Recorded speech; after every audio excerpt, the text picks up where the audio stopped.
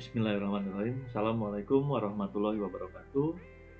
Selamat pagi, selamat siang, selamat sore bagi murid-murid, para siswa, serta teman-teman pengajar pendidik yang lainnya. Saya Wahyu Hidayat mencoba untuk membahas pembelajaran kelas 6, tema 1, semester pertama. Oh ya, selamat naik kelas untuk kelas 5 kelas 6 sekarang. Kita akan mempelajari beberapa bahasan untuk hari ini, antara lain tentang perkembangbiakan jagung, kemudian perkembangbiakan generatif, dan sedikit tentang ASEAN. Baik, kita masuk ke pembahasan saja. Semoga semua selalu sehat. Kita lihat pembahasannya adalah mengenai yang pertama.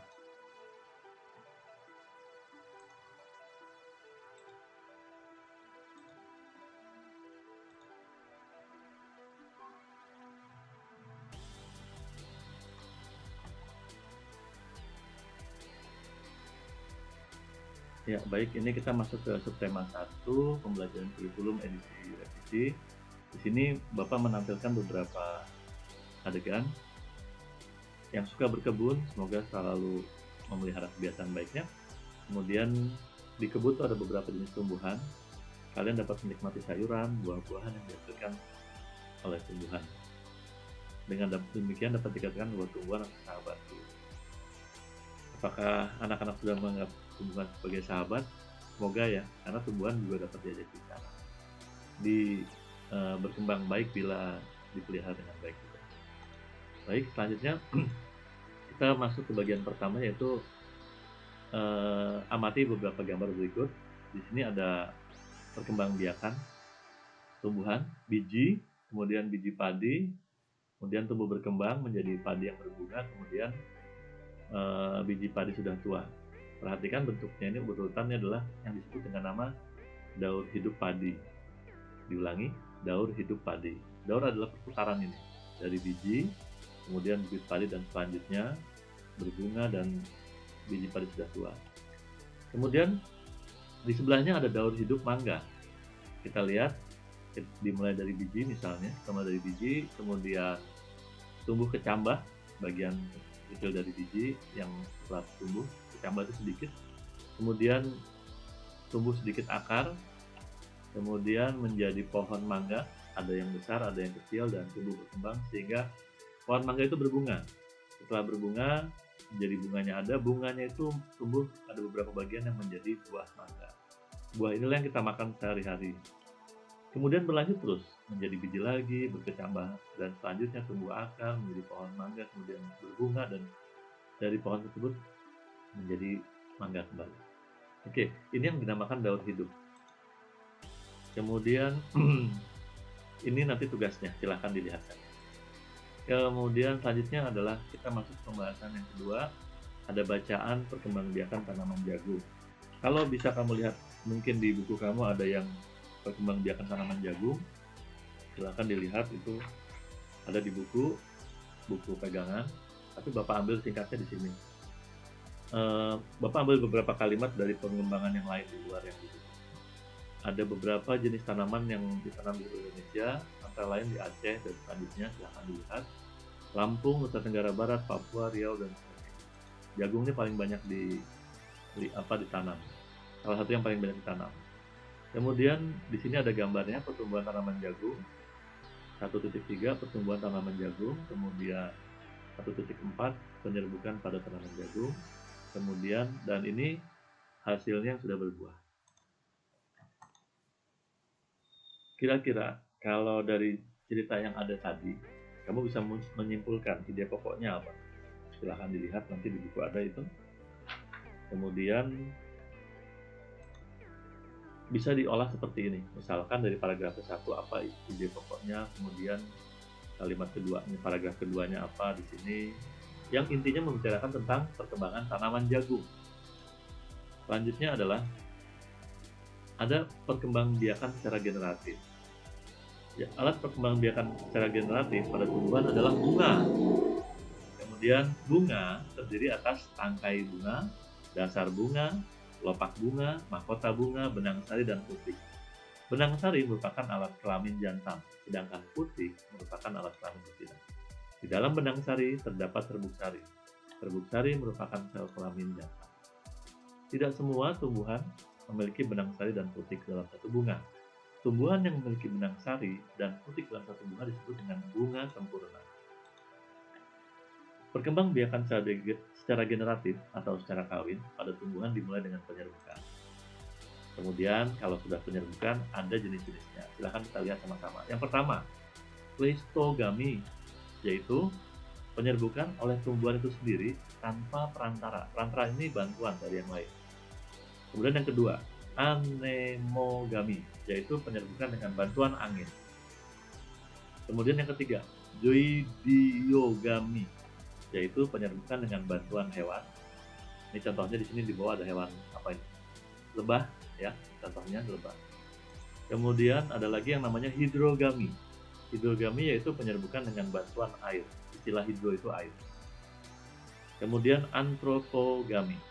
Antropogami yaitu sebuah teknik penyerbukan yang sengaja dilakukan oleh manusia yang terjadi pada dunia padi dan beberapa jenis anggrek.